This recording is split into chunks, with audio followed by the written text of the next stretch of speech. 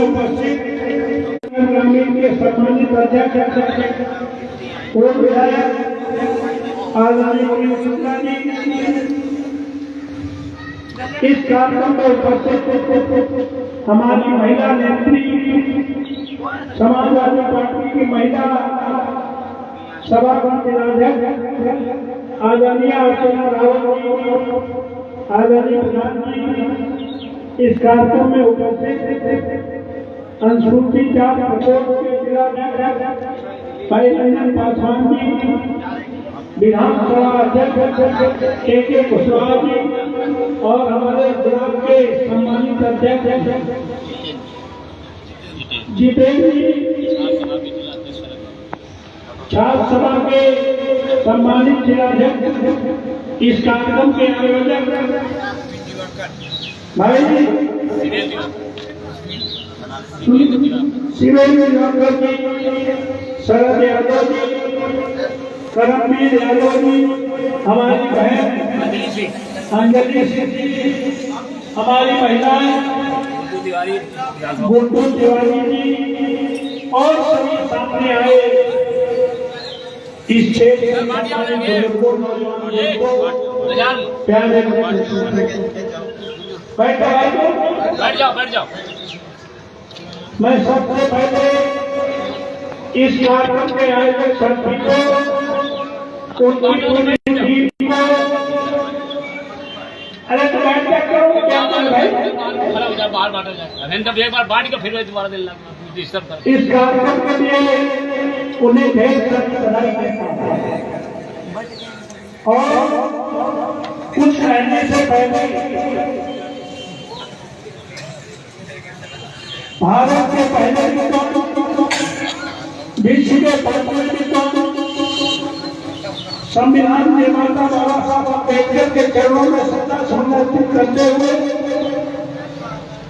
तथा बुद्ध के चरणों में सत्ता समर्पित करते हुए हमारे राष्ट्रीय अध्यक्ष माननीय अखिलेश जी द्वारा निर्देशित इस कार्यक्रम में आए हुए लोगों का मंच की ओर से मैं हार्दिक स्वागत करता हूँ। कोई बात करने का अवसर नहीं है, देश के हालात खराब है, जिस तरह से इस देश की सर्वोच्च पंचायत इस देश के गृहमंत्री ने बाबा साहब का को अपमानित करने का दुस्साहस किया है, उससे पूरे देश में और बाबा साहब को मानने वाले पूरी दुनिया में आहत हुए। हम इस अपमान का बदला लेने के लिए और 24 चुनाव से पहले भी हम लोगों ने इनके कुछ प्रयास को कि बाबा साहब अम्बेडकर का संविधान बदलना चाहते हैं, इसको लेकर हम लोगों ने अगर सबसे पहले संविधान बचाओ भाग्यनगरी पाओ महारैली हुई थी, तो इसी पार्लियामेंट में मांझी मुख्यालय पर मांझी राष्ट्रीय अध्यक्ष अखिलेश यादव जी की उसका यह असर हुआ कि 400 पार का नारा देने वाले, संविधान बदलने का दुस्साहस करने वाले 240 सुरक्षित रहे और आज के उसके बावजूद अनमन होने के बावजूद उनके जो मन में है, उनके जो कर्म में है, जो उनके चरित्र में है, वो लंबे समय से प्रयास कर रहे हैं कि आरएसएस का संविधान लागू हो, बाबा साहब का संविधान खत्म हो। और आज आपको एक और बात बता दें, अभी 26 जनवरी को एक विधेयक मिलने वाला है जो मोदी जी के आर्थिक सलाहकार भी थे, सचिव भी रहे हैं, उन्हें लिखने पढ़ने का भी बहुत शौक था।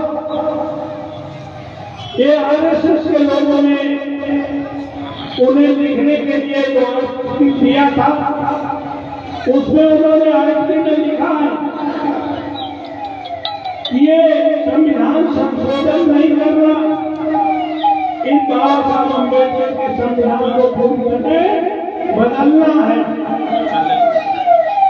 अगर प्रधानमंत्री के अंदर में सलाहकार हो, सचिव हो और वो इस तरह का आर्टिकल लिखा है जो कभी खुला नहीं बहुत सब करेंगे तो मुझे निकलेगा। विवेक ब्यौरा आर्थिक सलाहकार उन्हें भारत रत्न दिया गया है। तो पूरी तरह से संविधान बदलने का पूरा प्रयास है। वो तो महाकुंभ का ऐसा आयोजन किया गया था, इसी में वो संविधान धर्म संसद में पास होता था। लेकिन हमें लगता है एक बड़ी घटना घट गई है तो हो सकता है इस तरह का प्रस्ताव ना है।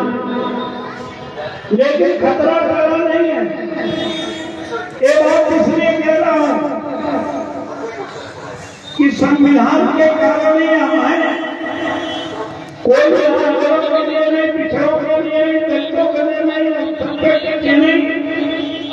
बाबा साहब अम्बेडकर ने 26 नवंबर 1949 को भारत के प्रथम राष्ट्रपति राजेंद्र शास्त्री को संविधान में एक और अधिकार लाने और महात्मा गांधी के वोट की कीमत बराबर करके स्वर्णिम की शुरुआत करने का काम किया था। बाबा साहब अम्बेडकर ने कहा था आज के बाद भारत में पैदा होने वाला किसी भी जात धर्म का आदमी प्रधान से लेकर प्रधानमंत्री बनाएगा और जिनमें हिम्मत होगी, हौसला होगा, त्याग होगी, वो प्रधान से लेकर प्रधानमंत्री बन भी जाएंगे। उन्होंने कहा था कि आज के बाद भारत के लोकतंत्र में हमने भारत में पैदा होने वाले प्रत्येक व्यक्ति को भारत की धन और धरती का बराबर का हिस्सेदार बना दिया।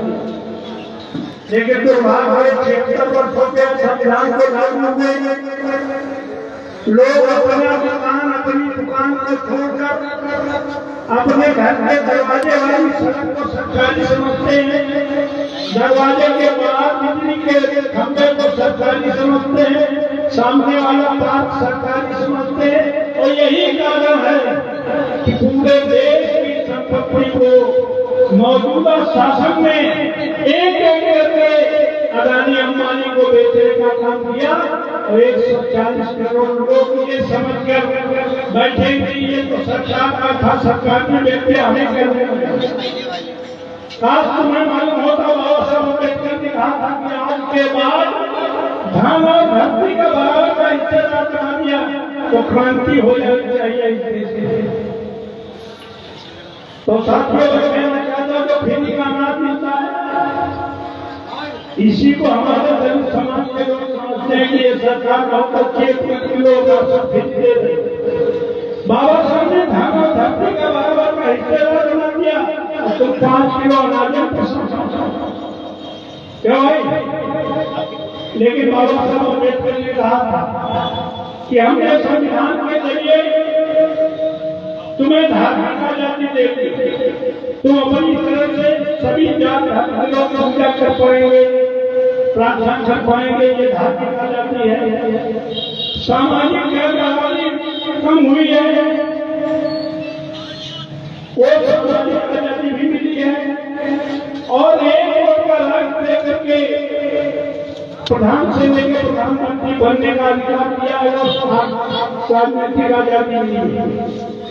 बाबा साहब ने कहा था 3 आजादी जो हमने दी है ये तब तक अधूरी है जब तक आर्थिक आजादी ना मिले। जब तक राष्ट्र में होने वाले इनकम में समान बंटवारा न हो तब तक ये तीनों आजादी बेकार है। और ये भारत जो 21वीं सदी का भारत है, अडानी अंबानी के 50 लाख करोड़ रुपए माफ करके सारी संपत्ति उनको दे करके पूरी बैंकों को खोखला करके आदरणीय मोदी जी ने आर्थिक गुलाम बनाने का काम कर दिया। बाबा साहब ने कहा था आर्थिक आजादी के लिए तुम्हें एक और जंग लड़नी है। वो जंग तो शुरू नहीं हुई, वो जंग वास्तव में लड़ना किसी ने शुरू किया था। तो इस देश में कांसी साहब ने लड़ना शुरू किया। उन्होंने बहुजन समाज पार्टी बनाई थी, उसका नारा था सामाजिक परिवर्तन आर्थिक मुक्ति। तो आर्थिक मुक्ति आर्थिक आजादी का इशारा था। वो लड़ाई तो शुरू नहीं हुई, हम आर्थिक खुलासा पूरी तरह से हो गए। जिस लड़ाई को महात्मा कांशीराम ने छोड़ा था, जिसको लोहिया में साथ हमारा है बाकी में बनवाने की बात की थी, जिसको कांशीराम साहब ने 85 की बात की थी, अगर उस बात को कोई आज की तारीख में सामुदायिक ताकतों से लड़ने के लिए, इनको करारा जवाब देने के लिए पीडीए बनाने का काम किया है, उस नेता का नाम माननीय अखिलेश यादव, पार्टी का नाम समाजवादी पार्टी। इसलिए आज जरूरत ये चुनाव न बचने का है। जो आने वाला 27 का चुनाव है, ये उससे पहले कोई हालात आ जाए, उससे पहले चुनाव हो जाए। तो ये चुनाव बचने का नहीं है, चौधरी बांटने का चुनाव नहीं है कि बसपा में बाबा साहब को मानती है, फला भी पार्टी मानती है, तो थोड़े इधर चले जाओ, थोड़े उधर चले जाओ, थोड़े उधर चले जाओ। अगर इस देश के संविधान को लोगों की कोई रक्षा कर सकता है, किसी ने किया है, तो 2014 के चुनाव में इंडिया गठबंधन ने किया, उत्तर प्रदेश में माननीय अखिलेश यादव ने किया। बहन को अपने को बचा रही थी, जो अपने को बचा रहा है उसका संविधान बचा पाएगा भाई। इसलिए आने वाला समय अगर चाहते हो भगवान सम्मान की जिंदगी में, चाहते हो बाबा साहब का संविधान जो की शुरुआत किया था वो नए सुरक्षित, तो उसे रक्षा करने की जिम्मेदारी आज इस पीडीए की बैठक में हमें संकल्प लेकर आना है कि हम तानाशाह के उस इतिहास को, जो बाबा साहब के संविधान को बदलने की कोशिश कर रहे हैं, उसको हम हार्दिक बर्दाश्त करने का काम नहीं करेंगे। उसके लिए बड़ी से बड़ी कुर्बानी देने के लिए तैयार हैं। कौन सी बड़ी कुर्बानी? हमारे सामने कहा था कि मैंने पूरी जिंदगी संघर्ष करने के बाद हमने अधिकार, ये संविधान, ये कारवा में बड़ी मुश्किल से हाथ लेके आया। मेरे चाहने वाले, मेरे मानने वाले इसको आगे न बढ़ाए कोई बात नहीं, लेकिन इसको पीछे धकेलने का काम ना करें। आज पीछे धकेलना तो छोड़ो, आज हमारे समाज के ही लोग जो दूसरे दलों में जो संविधान को बदलने के लिए सत्ता में बैठे हैं, उनकी हैसियत और प्राप्त नहीं है कि संविधान बदला जाए, वो इसलिए आने वाले समय में इस देश की रक्षा के लिए, संविधान की रक्षा के लिए, लोकवाद की बहाली के लिए हम लोगों को संकल्प लेके आना है कि हम इंडिया गठबंधन को वोट देंगे। हम पीडीए के नेता माननीय अखिलेश यादव को उत्तर प्रदेश से सांप्रदायिक ताकतों को खदेड़ने के लिए एकजुट होकर के साहित्य की बटन दबा करके आने वाले समय में उत्तर प्रदेश से खदेड़ने का काम करेंगे। क्योंकि साथियों, संविधान में कहा गया था कि संविधान की धारा में वर्णित है कि जो मौजूदा सरकारें देश की होंगी वो रोजगार के साधन मुहैया कराने का काम कर, सजग करने का काम करेंगी, वैज्ञानिक शोध पैदा करने का काम करेंगे। और यहाँ से भैया की लगभग में 7 जाने की बात कर, ये कहाँ जा रहा है? इसलिए आपसे निवेदन करने आया कि हमें 3 मीटिंगों में और जाना है। इसलिए आपसे निवेदन करने आया हूँ कि पीडीए भी है, समाजवादी पार्टी भी है, माननीय अखिलेश यादव जी ने जो उत्तर प्रदेश के सांप्रदायिक बातों को श्री कृष्ण देकर आपको स्वाभिमान सम्मान जिंदगी जीने का अवसर दे सकते हैं। अभी हमने देखा संविधान है, तब भी सबके भागवत कथा के लिए अगर भीम भागवत के लिए परमिशन लेने जाओ, बुद्ध कथा के लिए परमिशन लेने जाए, हमारा दीवार जानता है 15 महीनों चक्कर काटने पड़ेंगे, लेकिन परमिशन चाहे मुसलमान भाई हो चाहे लोग, अगर संविधान बदल गया तो जो आज हम तुम्हें होश कर रहे हैं, सजग कर रहे हैं, सतर्क कर रहे हैं, ये सजग और सतर्क करना तो दूर, मन पे कोई ऐसी बात नहीं कर पाएगी। अभी आपने देखा ये तो देश की आजादी को 26 जनवरी को अभी संविधान दिवस था, इन्होंने कहा आजादी 14 में मिली है जब मोदी जी आए, ये कौन कह रहा है? उनकी नेता अंदर बदलाव कर रहे हैं। और मोहन भागवत परिषद के प्रमुख हैं, वही तो कह रहे हैं 2022 को राम मंदिर का शिलान्यास हुआ, तब आजादी मिली। ये तो करोड़ों देश के आजादी दिलाने वाले जो हमसे फांसी पे झूल गए, उन सबका अपमान करने का काम कर रहे हैं, इसको हमारी बर्दाश्त करने का काम नहीं करेंगे। इसलिए आपसे निवेदन है, हम तो आज तमाम कार्यकर्ताओं का, नेताओं का, जिन्होंने 24 के चुनाव में पुनर्विचार करके यहाँ से जीत दिलाने का ही नहीं, बाजार में पहुँचाने का पूरा प्रयास किया है। हम आपको आश्वस्त करना चाहते हैं, हम आपके सम्मान सम्मान को, आपकी उसकी परेशानी में जब भी आप करेंगे, हम आपका कंधा से कंधा मिलाकर साथ देने का वादा करते हुए, पुनः आह्वान करते हुए, हम राष्ट्रीय अध्यक्ष के साथ हाथ मिलाकर चले। क्यों? अगर साथी हाथ बढ़ाना, एक अकेला थक जाएगा, मिलकर साथ बढ़ाना, और हम उसको